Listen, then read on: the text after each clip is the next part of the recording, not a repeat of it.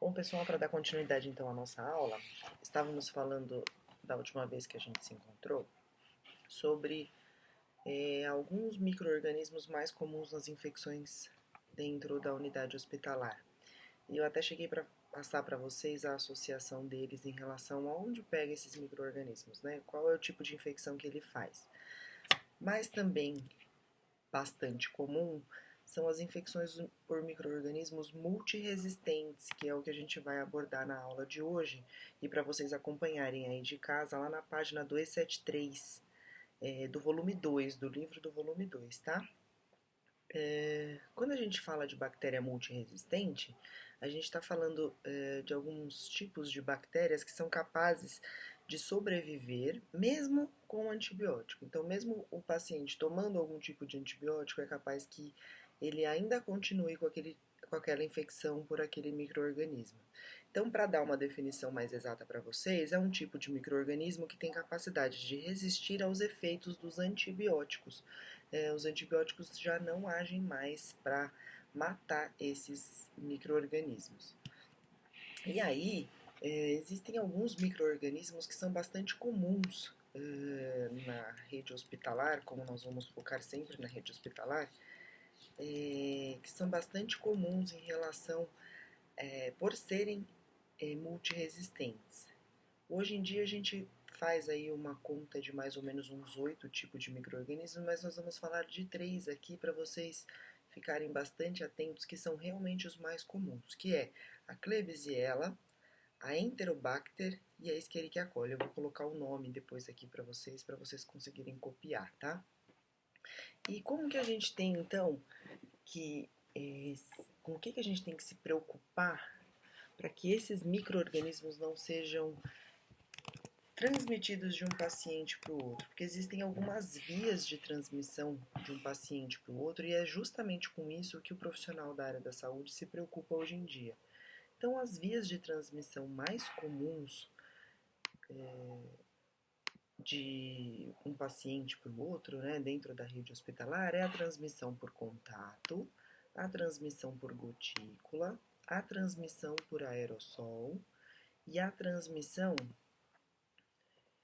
por veículo comum. Nós vamos falar de um por um, de slide por slide, para ficar mais claro para vocês do que se trata cada um. Então, a transmissão por contato está lá também na página 278, no volume 2. Seja talvez a transmissão mais comum dentro da rede hospitalar, porque ela envolve tanto o contato de um paciente com o outro, como o contato do profissional da área da saúde com o paciente. E esse é o grande perigo.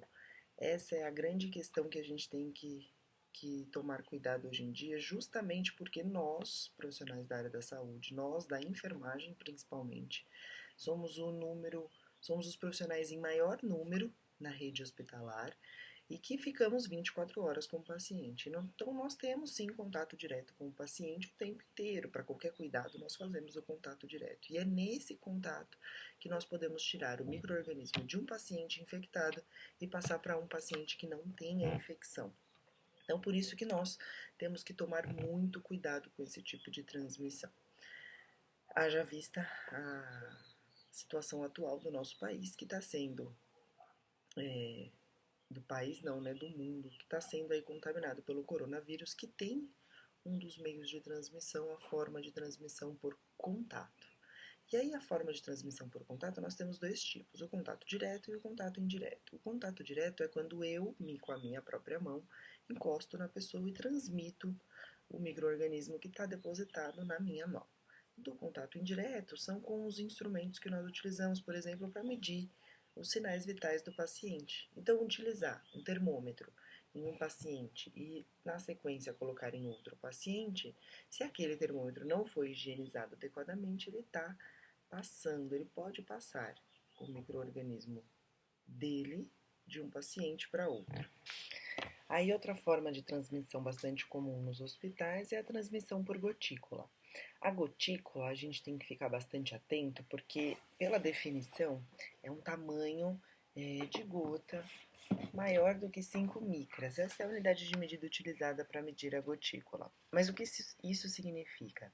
Que ela é pesada o suficiente para não ficar pairando no ar. Então ela não voa pelo ar, ela não fica suspensa, como a gente diz, no ar. Ela é pesada o suficiente para quando emitida, ela se depositar em alguma superfície. Então, se eu falo, se eu converso, se eu espirro ou se eu emito tosse, tudo isso produz a gota, que se pega diretamente em mim, na minha mucosa, na minha boca, no meu nariz ou nos meus olhos, tem a capacidade de contaminar porque ela está sendo depositada em mim. Eu estou falando tudo isso porque daqui a pouquinho a gente vai falar sobre a transmissão por aerossol e aí vai fazer bastante sentido a diferença entre a gota e o aerossol. Então a gota ela é transmitida por deposição. A pessoa emite, solta a gota e aí ela é pesada o suficiente para ficar depositada em alguma superfície. Mais uma coisa para a gente ficar bastante alerta, que no final eu vou passar um trabalhinho para vocês relacionados a isso, que é, de novo, a nossa condição atual do mundo da transmissão do coronavírus, que é mais um tipo de transmissão desse novo vírus. Ele também é transmitido por gotícula. Então, se eu tossir, se a pessoa espirrar, muito próximo, por isso que eles pedem essa distância entre nós de 1,5 m, 2 metros. Alguns lugares estão pedindo até para você ficar até 5 metros de outra pessoa, é justamente para caso a pessoa não tenha a boa prática de tossir na roupa, isso será transmitido por deposição através da gota. Aí o próximo tipo de transmissão é a transmissão por aerossol. Lembrando de novo, pessoal, como está colocado no slide aí para vocês, tudo isso está na página 278 do volume 2 do livro, tá? Então, a outra via de transmissão que a gente vai abordar aqui é a transmissão por aerossol. E aí vai fazer sentido essa diferença da gota que eu falei para vocês. O aerossol, ele é leve. Então, o aerossol, ele paira no ar. Embora a gente também tenha que transmiti-lo, né? Tenha que emiti-lo pela tosse ou pelo espirro, ele não é pesado o suficiente para descer e se depositar em alguma superfície, assim como a gota. Então, o aerossol ele fica suspenso no ar. Se a pessoa transmite, eu vou colocar aqui na imagem para vocês, você vai ver uma pessoa espirrando e várias microgotículas, ou seja, gotículas que pesam menos do que 5 micras, que ficam suspensas no ar. E aí, se outra pessoa passa nessa névoa, né, que foi formada pelo espirro, a doença pode ser transmitida por ali. Então, não obrigatoriamente ela vai ser depositada na mucosa, ela pode ficar pairando no ar e outra pessoa respirar esse ar aí. E, por último, a última forma de transmissão que nós temos é a transmissão por veículo comum. Essa transmissão por veículo comum, como vocês podem ver aí na foto, é uma transmissão ou por um pão contaminado, ou por um objeto contaminado, ou pela água. A gente diz comum porque são comuns a todos, tá? Então, normalmente é por alimento. E a última via que eu não coloquei para vocês como ênfase, porque não é muito transmitida na rede hospitalar, é a transmissão por vetor, mas que na nossa comunidade acontece bastante a dengue, por exemplo, que tem o Aedes aegypti como um vetor para a transmissão. Então ele pega, ele carrega o micro-organismo e deposita na pessoa. Então todo animal pode ser um vetor. O mais comum que pode acontecer na rede hospitalar, talvez baratas, talvez formigas, pelo hábito do paciente ter alimento dentro do quarto, mas não é algo tão comum assim, tá? Assim sendo, a gente tem que se preocupar com o quê? Com tantas formas de transmissão de doenças dentro da unidade hospitalar, a gente tem que se preocupar justamente com o controle na disseminação destas infecções. Como que nós, enquanto profissionais da área da saúde, enquanto profissionais da enfermagem, podemos controlar essa disseminação da infecção? Para isso, eu vou colocar para vocês um slide aqui que vai mostrar 4 definições, 4 palavrinhas que são bastante primordiais para a gente ficar atento dentro do hospital, que é o ato de desinfecção, esterilização, antisepsia e asepsia barra asséptico, porque a gente precisa saber muito bem desses conceitos. Bom, vamos falar bem deles mais pra frente, mas já fica gravado aí. Lá na página 271 do volume 2, vocês também vão encontrar a definição de cada um deles. Aí a gente vai trabalhando eles um a um. Outra forma da gente controlar a disseminação destas infecções é através de cuidados na lida, né, no trabalho, no dia a dia com cada um desses pacientes. E isso nós fazemos através da precaução padrão. Essa definição, esse nomezinho, vocês vão encontrar muito, tanto em provas da enfermagem, quanto dentro do dia a dia da enfermagem mesmo. No dia a dia da enfermagem é possível é possível ouvir muito sobre a precaução padrão. E o que é a precaução padrão? São medidas que nós tomamos para evitar a disseminação destas infecções dentro da unidade hospitalar. Eu vou deixar para vocês aqui o slide e vou pedir para vocês acessarem lá na página 280 do volume 2 o QR Code, que tem um vídeo falando especificamente sobre precaução padrão. Mas como vocês podem ver aí na imagem que eu vou colocar para vocês, a precaução padrão ela são medidas básicas de controle para não disseminar as infecções. A primeira delas é a higienização das mãos. O uso de alguns EPIs, que são nomes que a gente também vai trabalhar mais para frente, que nada mais é do que equipamento de proteção individual. Vocês podem ver aí através do avental, da luva, do óculos e da máscara, e o descarte adequado dos materiais utilizados pela enfermagem, que vocês podem ver uma caixinha aí no final. Essa caixinha é a caixinha de pérfuro cortante. Bom, então, como precaução padrão, vocês viram lá, a gente vai repetir aqui, a higienização das mãos, uso de óculos, uso de máscara, a imunização da equipe de saúde. Então, nós nos precavermos com as vacinas para nós, né, dentro das unidades, cuidados com os equipamentos que nós devemos ter, o uso de luvas para os procedimentos, o uso de avental também, cuidado com o ambiente, então manter sempre organizado e higienizado, e cuidado com as estruturas, então um chão quebrado, que ali pode acumular algum tipo de micro-organismo, uma parede, tudo isso é nosso dever informar que está ruim, né, para que seja consertado, para que evite a disseminação de micro-organismos. Bom, vamos falar especificamente do primeiro item da precaução padrão, que é o do mais importante de todos, principalmente para que a gente consiga disseminar essa informação para a população em geral. E como a gente está vendo hoje, vou repetir, é o assunto da vez.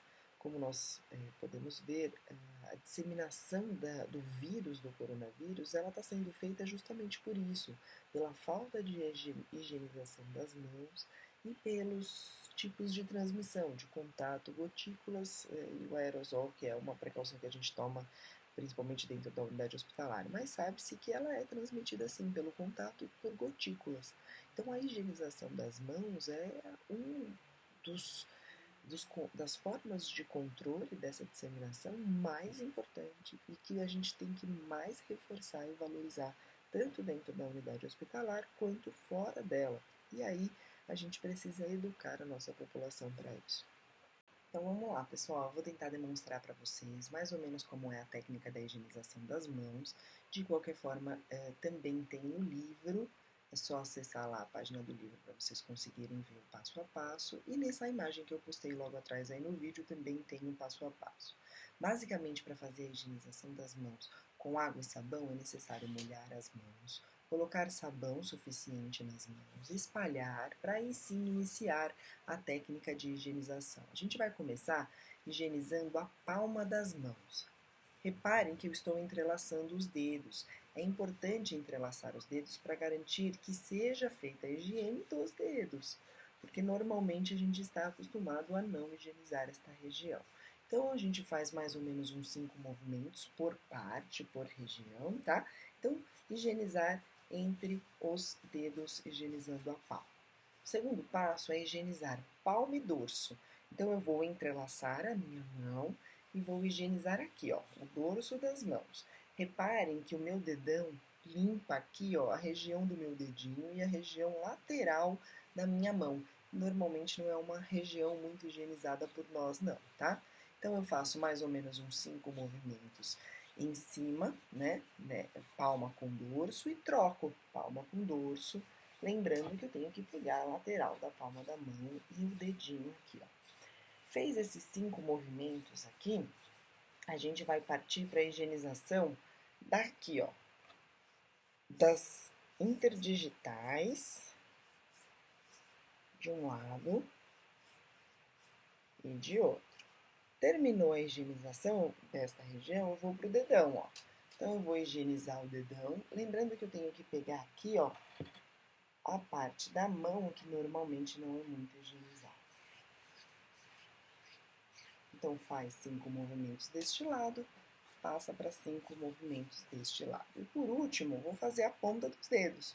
Então, eu vou friccionar a ponta dos dedos com a palma da mão, em movimentos circulares, mais ou menos 5 vezes, de um lado e depois do outro.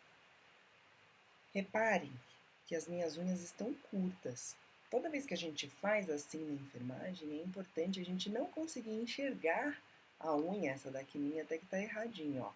Eu não posso enxergar a minha unha passando do dedo. Por quê? Porque isso é, sim, um risco para contaminação. Podem ficar micro-organismos ali que eu não consigo retirá-los com a higienização. Então, é importante manter as unhas sempre muito curtas, tá? Ao término da higienização, a gente vai enxaguar as mãos. Lembrar de tentar enxaguar as mãos sempre nessa posição. Por quê? Porque eu não limpei essa região aqui. Então, eu quero tirar a sujeira que está aqui e deixar que ela escorra para cá. Se eu fizer o contrário, como esta região não está higienizada, pode ser que tenha sujeira aqui e ela vá para a ponta dos meus dedos. Então, a posição de enxágue é sempre essa, tentar deixar sempre a ponta dos dedos para cima, para evitar que sujeiras daqui de baixo venham aqui para cima, tá? Enxaguei, vou pegar um dispenser, o papel e fazer a secagem também desta região, da ponta dos dedos para o punho. Por quê? Porque daí eu evito que a sujeira, né? Se exista sujeira aqui na região do meu braço, que ela suba para onde eu já higienizei. Com o álcool, com a solução alcoólica em gel, acontece da mesma forma a higienização. Não é simplesmente para passar o álcool. Eu preciso fazer a fricção de todas as regiões, como eu fiz com água e sabão. A única diferença é que eu vou pular a parte de secagem, porque o álcool ele vai evaporar sozinho. Espero que vocês tenham pego aí a técnica. Na dúvida, dá uma olhadinha lá no livro passo a passo. Em relação à degermação anséptica cirúrgica das mãos, que eu deixei aí para vocês no final, normalmente ela é feita pela equipe cirúrgica para um procedimento cirúrgico ou pela equipe de enfermagem, caso ela vá fazer algum procedimento asséptico, que não pode ter contaminação. Então, esta degermação eu vou deixar para que vocês vejam lá na prática, no estágio de centro cirúrgico.